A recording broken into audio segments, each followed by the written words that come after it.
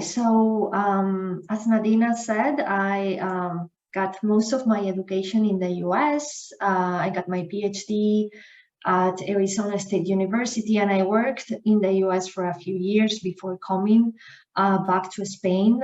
So all the data that I'm going to be presenting today is data that was collected in the United States for Spanish English bilingual children with hearing loss, which is a very specific population. I'll talk a little bit more about why we care about these children a little bit more today. So the title of my talk is Word Learning in Bilingual Children with Hearing Loss. And today what we will do is, again, talking about why we care about this population. And then I'll show you a series of studies very briefly. We have 4 studies conducted with this population that focus mainly on vocabulary outcomes and word learning. And the last study was a study that we published this year on professional recommendations for this group of children. And then we'll finish the talk with some conclusions and future directions. If you have any questions, you can unmute yourself and ask me anything while I'm talking. If you have any broad question at the end, that's totally fine as well, because I'm sure we'll have time at the end for questions or discussing any topics that you find interesting. All right, so why is learning new words so important? Seems like many years ago we had a lot of studies on word learning. Now we have this trend again. The truth is that vocabulary is a really important skill. We need to be able to learn new words and do it very quickly and rapidly to be able to communicate our needs and desires. But also vocabulary is crucial for reading and writing. We have a study showing that as early as 2 years of age, vocabulary is already a predictor of academic achievement. So knowing what words mean when we are reading these words and writing is really important. And reading and writing is also a predictor of academic achievement. So these 3 things are highly correlated and very, very important. And also many studies focus on infants, how infants and babies learn words. The truth is that word learning peaks around 8 when children are able to read and acquire words through reading, especially academic words. So what about children with hearing loss? When we compare children with hearing loss, monolingual children with hearing loss with hearing peers, studies show that children with hearing loss have lower abilities to learn new words, smaller vocabularies, and lower academic achievement. And as I said, this vocabulary, reading and writing, and academic achievement are typically highly correlated. This is not true for every study. We have a group of children with hearing loss that are highly performers, so they close this gap, right? The gap that we see between children with hearing loss and children with normal hearing or typical hearing, but that's not the truth for every child with hearing loss. We still have a big group of children who are, even with early intervention and early identification, left behind. Now, when we look at bilingualism, and I'm focusing here, probably I should have put this in the title, sometimes I do.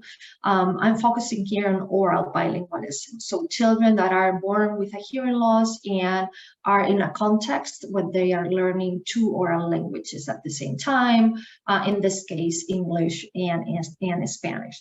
And it is very common that, and in some studies, I'll show you some data about that children are actually trilingual. So they are learning these 2 oral languages while they are also learning a sign language, or they have the support of sign language. So this is very common in this population to be multilingual. So what do we know about Spanish-speaking children with hearing loss in the US? They are numerous. They represent close to 20% of the total population of children with hearing loss. That's a lot of children, especially in states like Arizona, California, some border states with Mexico. They show the lowest academic achievement behind other peers with hearing loss. But that's pretty much it. We don't know about their language outcomes or their vocabulary outcomes or about their learning.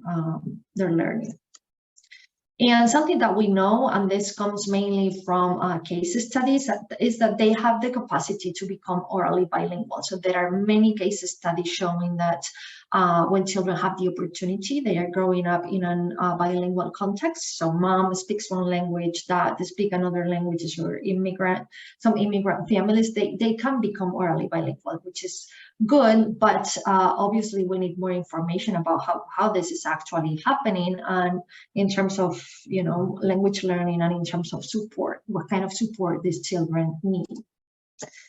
So with all of these research areas or needs in mind, we conducted this series of studies that I'm going to show you today, focusing on bilingual children, English and Spanish speakers with hearing loss. The first one was a study about early predictors of vocabulary outcomes. And this was a very basic study. The reason was because while we have all of these studies in monolingual English-speaking children with hearing loss, we had nothing in bilingual children or Spanish-speaking children.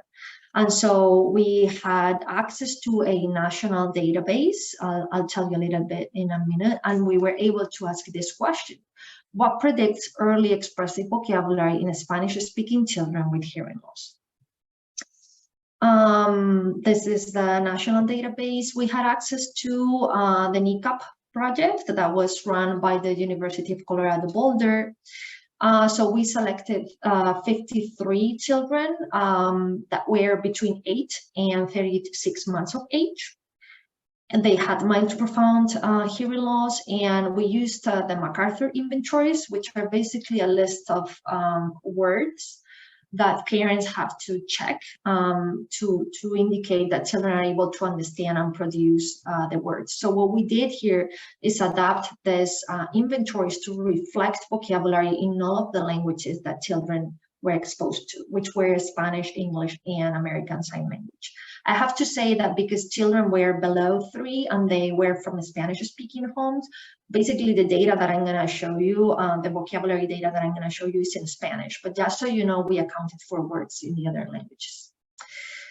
And these are the results. I'll tell you the combination of these predictors that you have here on the left predicted 61% of vocabulary variance in this sample, which was quite a good number. And these are the predictors. So chronological age, we had a negative relationship, and I'll show you a little bit more about why it's a negative correlation in the next slide. Degree of hearing loss, this is pretty obvious. The more severe the hearing loss, the worst or the lower the vocabulary outcomes, the vocabulary quotients. Functional hearing, this was an interesting variable because this was reported by the parents. The parents indicated how well they thought their child was functioning with their hearing aids and cochlear implants. The higher the rating, the better the vocabulary outcomes. And then the age of the intervention, which this has been widely showed in studies with monolingual children, the earlier we intervene, the larger the vocabulary outcomes, or the better the language outcomes. So the correlation with age, you see here is a negative correlation. So the older the children are, the lower the vocabulary quotients or the standardized scores for vocabulary, especially for the children with moderate, severe to profound hearing losses. Those are the solid circles here on the graph. And what is happening is that children, we have the same data, but just for raw scores right here on the right. And what we observe when we plot the raw scores in the MacArthur's by chronological age, we have this solid line right here for hearing children and this dotted line for children who are deaf. You see that both groups are growing, right, in the amount of words that they are able to produce in each age group. But you can observe already this gap between children with hearing loss and children with typical hearing that seems to be increasing, right, by age. That's why we have this negative correlation right here when we look at the standardized scores. We don't know what happens after because unfortunately we didn't have data for older children. But what we know is that children are already showing a vocabulary gap. already at ages below 3. And more importantly, this is a Spanish-speaking group, and this is data on Spanish. So they are already behind in their home language. And we need to keep in mind that they are going to be going to schools in the US where probably they are going to be taught and educated in English. So some of the clinical implications from this work was that even children who received intervention before 6 months of age showed vocabulary outcomes below hearing peers, that the delay in vocabulary outcomes could interfere with future reading and academic outcomes. And we concluded that whenever possible, education and speech and language services should support language development in all relevant languages. Thinking that if we have children who are very strong in Spanish before going to school, that will probably help them bridge their English when they go to a school and receive education in English. As I said, this was a very basic question about predictors. The next thing that we wonder was, okay, we know that they have a smaller vocabularies, smaller lexicons, but are they different? You know, do these vocabularies differ in terms of word classes like adjectives, verbs, functional lexical words between children with normal hearing and children with hearing loss? And this was the next study that we conducted. So we asked, do children with hearing loss differ from hearing children in the word classes that form their lexicons? And our hypothesis was that, sorry, I'm just checking time here. Our hypothesis was that if functional words like adjectives or prepositions are difficult to perceive for children with hearing loss, then they will produce fewer functional words than hearing children. And this hypothesis was based also on clinical observations. We sometimes see that when children with hearing loss are learning to read, they really struggle with these grammatical words. So we were wondering whether or not these differences are already present in these very early lexicons at around 3. So we selected 22 children from this database, 11 with hearing, normal hearing, and 11 with hearing loss. Children were matched on age and gender, and we selected all of them were 33 months old. And the reason is because, well, you don't have functional words when you're 1 year old, right? You need to have certain words in your lexicon in order to have functional words. And all of them had mild to severe hearing loss, so hearing aid users, and they were early identified and aided. So here you have a slide, a picture with the results. We have here the percentage of vocabulary size. And on the y-axis, on here on the x-axis, you have the different categories. Sorry, I keep pointing to my screen. You have the different categories, and then here on the right, you have these categories merged in total lexical words and total functional words. So we ran a series of ANOVAs to compare the percentage of vocabulary size on these different categories by hearing status. So yellow is for children with typical hearing, and red here is for children with hearing loss. And we observed no differences between any of the word classes by hearing status. So this means that even though vocabularies are smaller, we know that from the previous studies, vocabularies for children with hearing loss are smaller. They don't seem to differ in terms of how they are constructed, at least at these very early ages. Again, we don't know what happens with their vocabulary sizes and vocabulary components when they are older. So the implication from this, a couple of studies, is that we need early intervention for children with hearing loss where they can get rich language exposure, ideally in the languages that families speak, so they can do a better job about language exposure. But it doesn't seem to be a good idea that we should be targeting word classes at these very early ages, at least based on the results of this study. All right, so study number 3, now that we said something about vocabulary outcomes, we were very interested about word learning. Okay, how do they learn these words? So children who are on one side they are deaf or they have a hearing loss, and then on the other hand they are orally bilingual, growing up in this bilingual environments. How do they learn new words? We conducted this study that was funded by the Society of Research in Child Development, and we were looking at, again, bilingual children, English and Spanish, children with hearing loss. In this particular case, we were looking at older children between 8 and 12, and we were very interested in knowing the interaction between oral bilingualism and hearing loss. Probably you know that on one hand, bilingualism has been associated with cognitive advantages and our learning advantage. So that is children who are growing up in bilingual environments perform better in some executive functioning or cognitive tasks than monolingual children. And also there are some studies showing that bilingual children may be better word learners. They may have more experiences with language and they may be better word learners than monolingual children. But then on the other hand, we know that hearing loss affects negatively word learning and vocabulary outcomes. We just saw that. So how did these two things interact, right? This was the goal of the study. So we asked, do bilingual children with hearing loss outperform monolingual children with hearing loss when learning and remembering new words? And we hypothesized a bilingual advantage. We hypothesized that if oral bilingualism provides an advantage for word learning, then bilingual children with hearing loss will learn and remember more words than monolingual children with hearing loss. In any language, familiar or unfamiliar languages, you'll see that we have 3 word learning tasks in this study. Some of them are familiar to the bilingual children, and one was a task in Arabic that was neutral for the children. So we recruited 20 monolingual and bilingual children with normal hearing.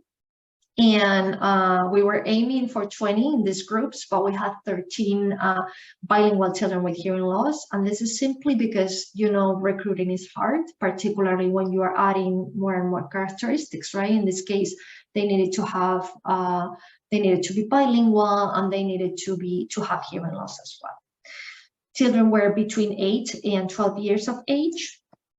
And they were pretty balanced in terms of their bilingual exposure when we look at the weekly output, input and output. The truth, though, is that they attended English-only schools. And so when we look at within the day, if it was a work day, regular day, we mostly had more English exposure.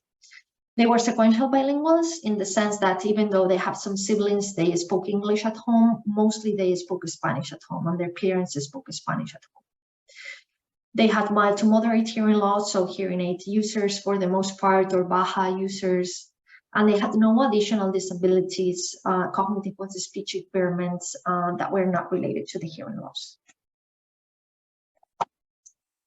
They were around 11 years of age, and something to keep in mind, we'll talk a little bit more about this when we talk about implications of this work. Most of the monolingual families, mothers, they had college, university, or higher level of education, whereas for the bilingual group, they were mostly high school or less. So here we have a difference in which monolingual families come from higher SES, socioeconomic status or maternal education status, and bilingual families come from lower level. And this is very common in the bilingual literature in the US, where mostly we're working with immigrant families. But this is something also to keep in mind, because again, that will be, this is a spoiler, that will be a limitation of this work, because we can't really separate sometimes bilingual status from SES. All right, so all the children that participated in this study did a full hearing evaluation. We did a language questionnaire to ask them demographic questions, input, output, language measures, and they did the receptive one-word picture vocabulary test, which we adapted so we could get a score in English and a score in Spanish. And then they did these 3 word learning tasks that I just mentioned. They did one in English, one in Spanish, and one in Arabic, because again, we wanted to have a neutral task, a task that was in a language unknown to all the children.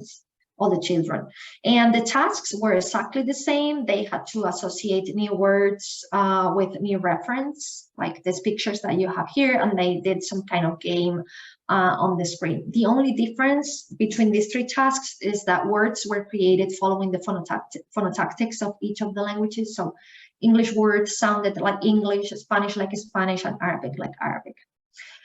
So the way the tasks work, children heard a word in isolation, and they had to associate it with one of the novel pictures. And they did this through trial and error. So they heard the word, they click on one of these pictures. If they made the right association, then the feedback game advanced on 1 step. Oops, sorry, kind of like this. If they made a wrong association, they clicked on another picture, then nothing happened. So by trial and error is how children learn to associate the words with the novel pictures. And then on the next day, they had to do what we call a word retention task, in which they were presented with the pictures, and they had to select the words that corresponded with the picture. So we were able to see here the day of the training, how many words they are able to learn, and then on the next day, how many words they are able to retain in each of the languages. There you go. This is for the word retention task. All right, so results. What we found, we ran a series of ANCOVAs controlling for age and maternal education, and we have 2 factors. One was language status, monolingual and bilingual, and the other one was hearing status, normal hearing or hearing loss. For English, and here I'll walk you through the graph, because I'm going to show you the same graph in all the languages. We have performance on the y-axis from 0 to 100. And then we have here the outcomes of the learning or the training, the game, and then the retention on the next day. Then we have orange for monolingual, blue for bilingual, solid for normal hearing, and empty bars for hearing loss. Okay. So for English, what we saw after the analysis was no main effect of language experience or hearing status, or the interaction between the 2. So what we see is that all the children learned some words, and they do better during the training than during the retention. This is very common in any learning study where you obviously learn something. If you don't get more exposure, you lose some information over time, right? Okay, for Spanish, we observed a significant main effect of hearing status for Spanish retention. That means that bilingual children with normal hearing remembered more Spanish words than bilingual children with hearing loss. We can see kind of like a pattern here, right? Where the solid bars are better than empty lines. So normal hearing better than hearing loss, but we only saw this significant difference for Spanish retention. The pattern was present again and significant for all the measures in Arabic, where we observed a significant main effect of hearing status for learning and retention. So children with normal hearing learned and remember more Arabic words than children with hearing loss for both monolingual and bilingual children.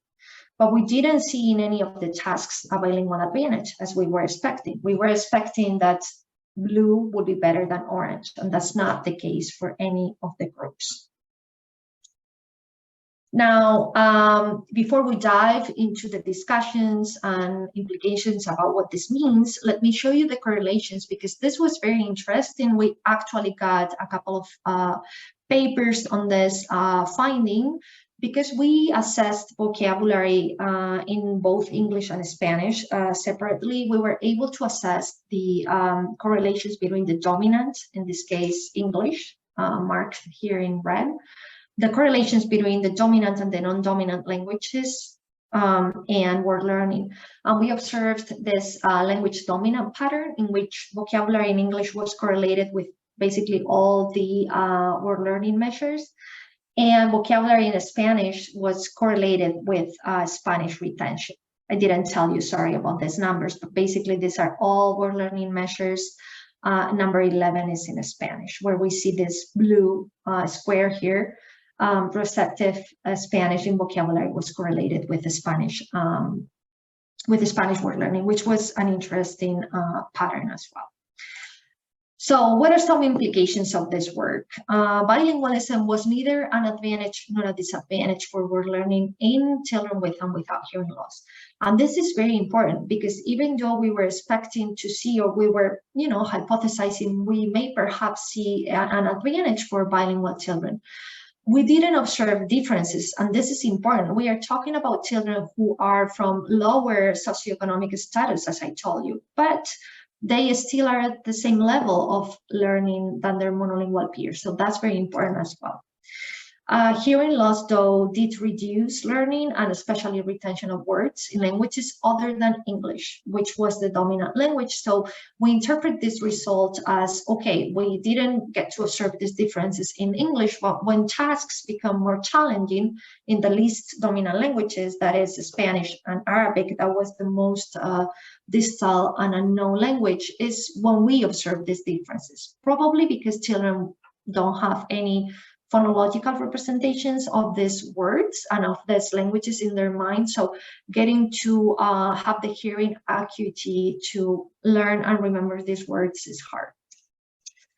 And importantly, larger vocabularies help children learn and remember new words. And so children with hearing loss should receive early and appropriate interventions to ensure language development. And again, they should be done in the languages families feel more comfortable speaking to their children.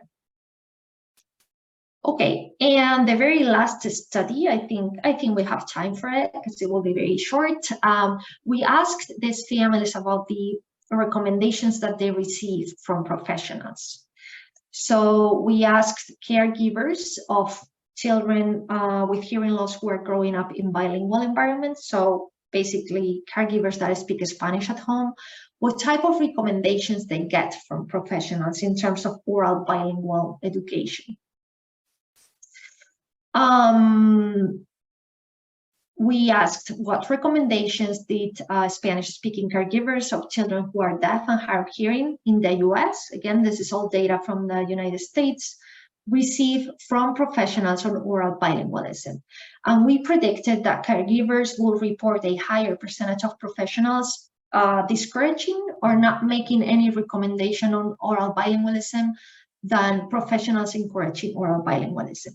And this was because we based this prediction in a study that was from 20 years ago, where they did a similar survey to caregivers, and they found that all of the interviewees, all the people that completed the survey, basically said that they were advised to speak to their children in English with the support of sign language, but none of them were encouraged to speak Spanish to their children.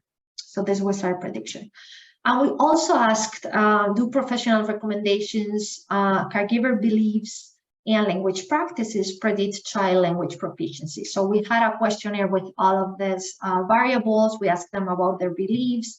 We asked them about the recommendations they received, language practices. So what do they do at home? What do they do at a school? And then they had to rate the proficiency of their children in English, Spanish, and American Sign Language. That was the three languages that typically children are exposed to. And I'll show you the results for question number 1. Here we have the choices that they could mark. They could be only discouraged. So do not speak to your child in Spanish. Just to speak English. No recommendation at all, so they didn't bring this topic to the table. Unclear, some professionals said do speak Spanish and others said don't do it, or only encourage. Most of the professionals said speak Spanish and English to your child. Professionals could be anyone, could be pediatricians, could be speech and language pathologists, audiologists, or teachers. I have to say that we have a wider representation of audiologists, pediatricians, and speech and language pathologists. And here you had yellow is non-professionals. So we also asked them, sorry, I didn't tell you, we also asked them about either family members or members in the community all encourage or discourage them for oral bilingual education. So yellow is non-professionals and orange is professionals. So we can see here these bars. And what we can see is that here for the discouragement, we only see this orange bar. So only professionals discouraged oral bilingualism. Families or non-professional people did not. They actually, for most of the families, encouraged oral bilingualism. And then for some, the bar that was more represented was no recommendation. So we have really a majority of families that have children with hearing loss that are growing up in a bilingual environment where this topic was not even brought to the table at all. And this is very important because in a context like in the US, where the majority language and the prestige language is English, if professionals do not tell you it's okay to speak your language at home, really the implication is don't do it. So again, this showed that most caregivers were not encouraged to raise their child orally bilingual, despite the evidence that we have that using the home language is best practices and is recommended for these families. Regarding question 2, really the only predictor that we found, or the only significant correlation that we found with language proficiency that you have here, here on the y-axis, was practices. So we found a positive correlation between the Spanish practices, English practices, and ASL practices, and proficiency in each of these languages. So how high parents rated their children in each of these languages. So the more they practice this language, or the more opportunities they have at a school or at home to listen and practice these languages, the higher the proficiency. This is not surprising, right? We know this. The more practice, the better the outcomes. The fact that we didn't find correlations between the recommendations and the beliefs was actually a little bit of a surprise. But we interpret this, I think I have it here. I'll tell you, and then we'll revise it if I have it. The fact that we didn't find significant correlations between professional recommendations and proficiency, we were expecting to see probably a correlation there. We think that what is happening is that we still think recommendations are important, and we still think that beliefs of the caregivers are important and could be a predictor of proficiency.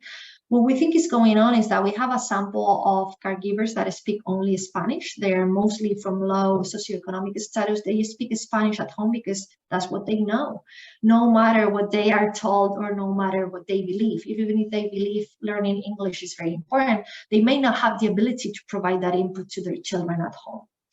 We didn't ask them, though, about sentiments of guilt, for example, about, okay, I received one recommendation and then I'm doing something different. That may be something for future studies. So clinical implications, our results revealed that most caregivers received recommendations that do not follow current best practices on bilingualism. So maybe this myth about bilingual, growing up or exposing your child to another language may delay the first language is still there in the back of the mind of the professionals, or they don't feel trained enough because they don't even bring this topic to the table. So professional training is needed to provide cultural responsive care and promote bilingualism. We know that being able is a human right, right? Speaking the language of your parents and being able to communicate to your parents. And despite professionals did not encourage oral bilingualism, caregivers spoke Spanish to their children, as I said, probably because of the characteristics of this sample. And language practice was the only predictor of language proficiency for this particular sample. So to wrap up, I just have one more slide here. What are some conclusions and future directions of all of these studies put together? Spanish-speaking children with hearing loss are at risk for vocabulary delays in Spanish too, not only in English. And this can impact, as we know, future reading and academic outcomes, especially if we consider that these children are going to be educated mostly in English only in the majority of the states. So what can we do in future research? We can keep investigating cognitive and linguistic factors associated with learning and executive functioning in the children, so we are able to know better how they learn and how they manage these two languages. This information can be used to design and test the effectiveness of bilingual language interventions for this population. And definitely we need to increase the professional training that professionals, speech and language pathologists, audiologists, teachers, pediatricians receive in terms of cultural competence and bilingualism. And that's it. Thank you so much. I think we have time for questions. I left you here my email and my Twitter handle, because that's where I share most of my research in case you are interested in this topic. Thank you very much, Beatriz. If anyone has any question, please feel free to unmute yourself or raise your hand. If not, I have many questions written down for you. Okay, we have Julia. Yeah. Hi, hello, thank you for the talk and the seminar. I just have a quick curiosity. I am also doing my PhD in University of Sevilla, and I'm working on word learning of deaf and hard of hearing children. But it's a bit of a different scope because I don't have any bilingualism, and I'm working with gestures. What I was curious with is, when you did the task in the word learning experiment with Spanish, English, and Arabic, you presented auditory stimuli. No, the words were, they heard the words, but there was nothing written. Exactly. The words were not written. Okay, so there was also not a main effect of language, but I was wondering, for example, if they see more English, let's say, at school, I thought maybe they are seeing it more written than they see Spanish more written. They hear Spanish, for example, or they hear Arabic, but they see Spanish more written, and so on.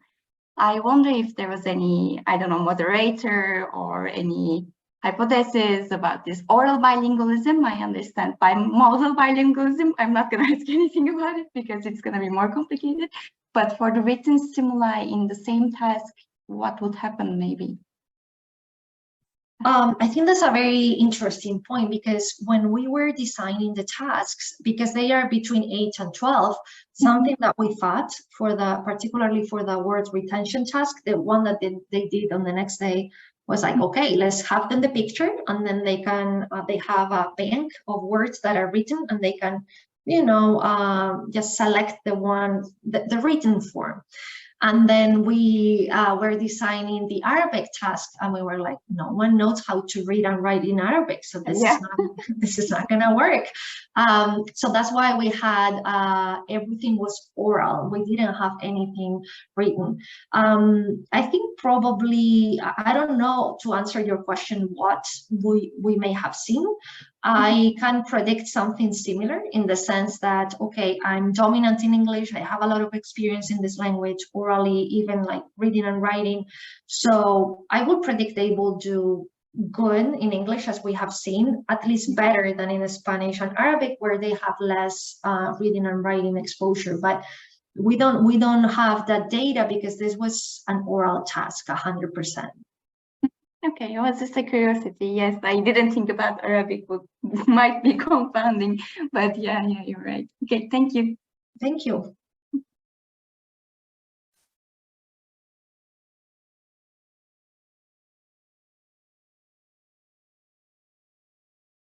I have a question, if I can jump in. I was thinking about your first results that you were showing about correlations. It was really interesting, the gap that you were showing. So I don't really know much about vocabulary. My area of research is, I don't know about vocabulary because I study mathematics. Okay. But I was wondering, and this is because it is something that sometimes I observe. Is it possible that you were looking at that gap because the task became suddenly more difficult, and so it was more difficult for your population to so it was not gradual enough to show the progress, and yeah, have you thought about that? And I don't know the task that you used, but is there any idea of designing a task for this population, or I don't know, I would like to hear your thoughts about this. Yeah, thank you. That's a really interesting point. That's exactly what is going on. When you increase the expectation is when you start to see these differences, because when you're 12 months old, the expectation is that you say one word or two words, you know, independently without a model. And so children with hearing loss that are aided, that receive very early intervention, they may have a delay still, right? But one word, they are able to say mama, right? Or papa or whatever. Now, when the expectation increases and you're able to produce 50 or more words when you're 18 months, well, that's when we see that these children start to be behind. It's not that they are not able to produce words, they are. You see the line is increasing. It's that the pace at which they are able to do it is not enough. It's not rapidly enough to be at the same pace as children with typical hearing, and that's why we observe that gap between the two groups. I think in terms of the task, typically for children that are younger than 3, we use inventory. So we ask the parents because they know them very well. They are at home, and so they know if they have said words, they are able to tell us what words they are. When children start going to school, around 3, parents are good reporters, but not as good as they were before, because children are at school, they are learning more words. And so for after 3, we typically use direct measures. So for example, a vocabulary test in which we present the words and record the responses. But I have to say that the effect is the same for children who are 8, we observe the vocabulary scores. Children with hearing loss are typically below children with normal hearing, not because they don't know words, they do, it's just the amount of words they know are typically below hearing peers for some children, not for all of them. And you mentioned you use the standard scores. Would you consider using different scores to measure? And I don't know if would that make a difference, or would you use different tasks? Is it something you ever thought about, or is it something that is discussed in the in this area? There are, for vocabulary, there are different ways to assess vocabulary, especially in bilingual children. This task that I used, the receptive one-word picture vocabulary test, is a test that uses what we call conceptual scoring. So you don't get a score for English or a score for Spanish. What you do is that you present the vocabulary item first in the dominant language, and then if the child doesn't know, you ask in the non-dominant language, in case you can give credit for that word. But what you get at the end is what we call conceptual scoring. We get a standard score for conceptual scoring, but we don't know if that word was known in English or was known in Spanish. We adapted for this studies that task because we really cared about the relationships between each specific vocabulary in each language and we're learning. Another measure we can use is total vocabulary, which you measure vocabulary in one language, vocabulary in the other language, and you add them together. That seems to work for children that are younger than typically 5. For older children, this is a measure that overestimates vocabulary as a construct. And so I think choosing the measure is always hard. For bilingual children, even more, because you have to make some decisions about, do I use conceptual, do I use total, what type of tests do I use? What I will say, I think it's important to measure, at least for research, if we want to say something about relationships between languages and learning, we need to have some kind of measure for each language.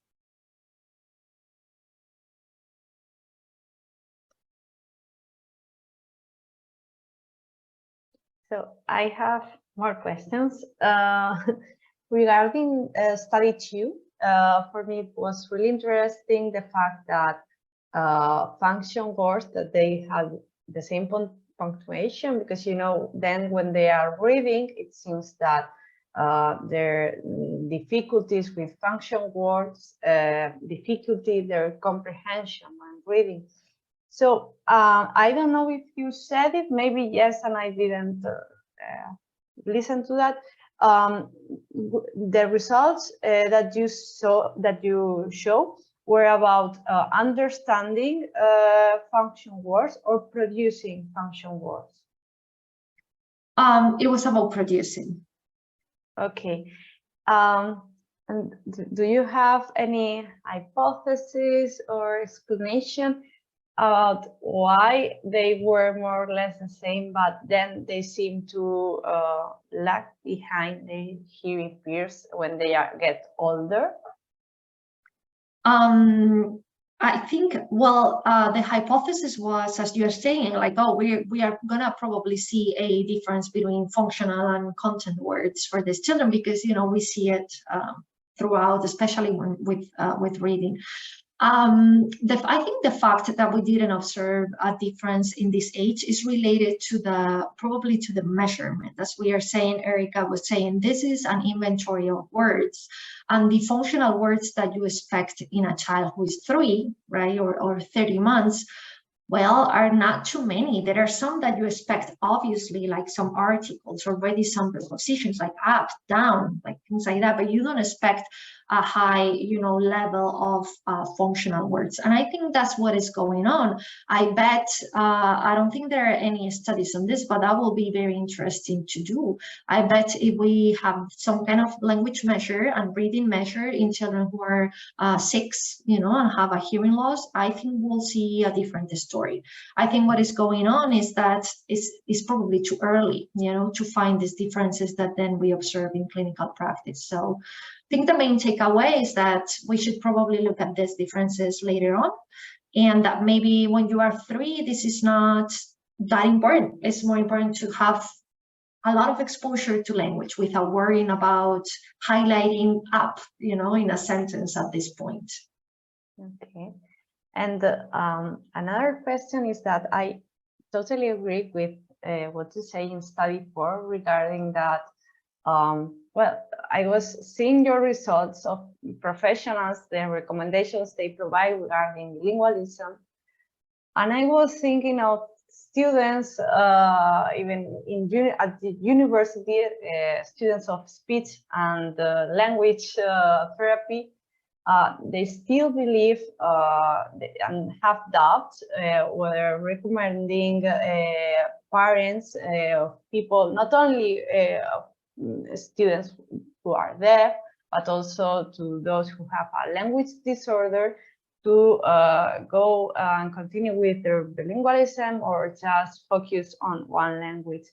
So seeing that this is a common problem and wrong belief as shown by the results, what do you think we could do for spreading such best practices? Because I think this is a problem that I found in many contexts, especially schools in Spain that teach English, but then when they encounter a child who has language difficulty, they recommend parents, maybe this is not the best school for your child because you speak Spanish at home, but this is all in English, and he's lagging behind their other classmates. So do you, this is something not about the study, but what do you think we could do about that?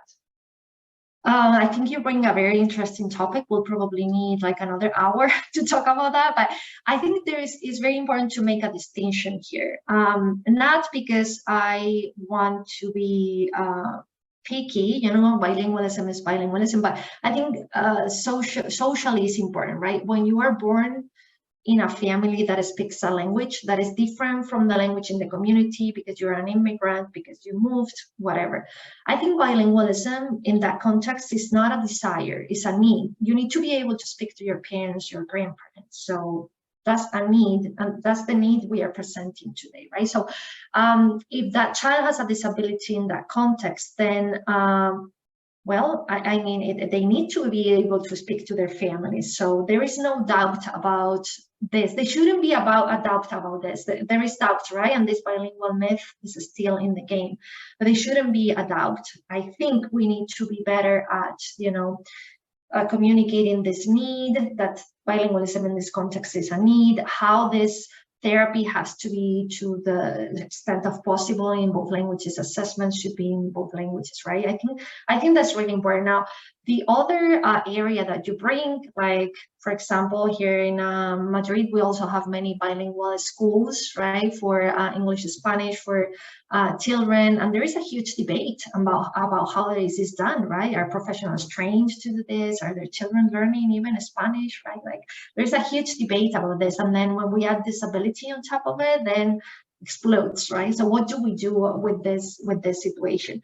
Something that is important also, and is very related to the first thing that I said, is the freedom of parents to choose in what language they want to communicate to their child, in what languages they want to educate their children. I think professionally we should grant that decision to the extent of possible, and provide children with the resources to learn those languages, but in a realistic manner. So in the second example that I put, when bilingualism is a desire, I want my child to learn the second language. Okay, that's fine, but that's gonna take a lot of time and a lot of money, because that's not in the context. You don't speak it, the community doesn't speak it, so you need to put the resources to do that. So I think we need to provide that as advice, being realistic.